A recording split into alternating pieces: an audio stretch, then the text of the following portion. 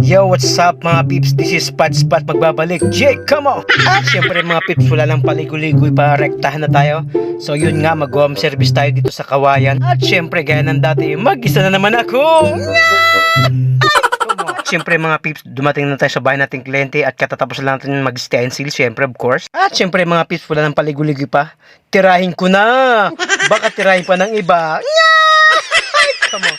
So yun na nga mga peeps, nagre-ready na tayo para sa ating tusukan time. Come on. Siyempre muli magpapasalamat tayo kay ma'am sa ating kliyente dahil tayo ang artist choice niya. At siyempre dapat ako ang piliin niyang artist dahil pag hindi, tumba siya. Come on. Okay, meron lang mga peeps.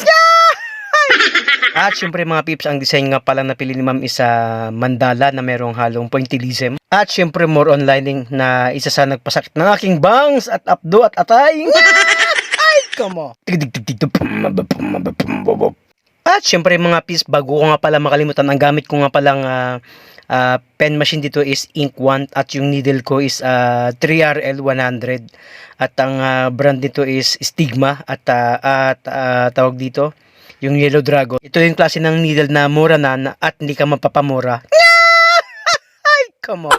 At syempre mga pips, ayun nga, tapos na tayo sa ating tattoo session sa ngayon. At syempre payo ko sa mga naghahanap ng love life dyan, yung mga babaeng iniwan, buti nga tattoo artist ang hanapin nyo kasi balat lang yung sinasaktan, hindi yung damdamin.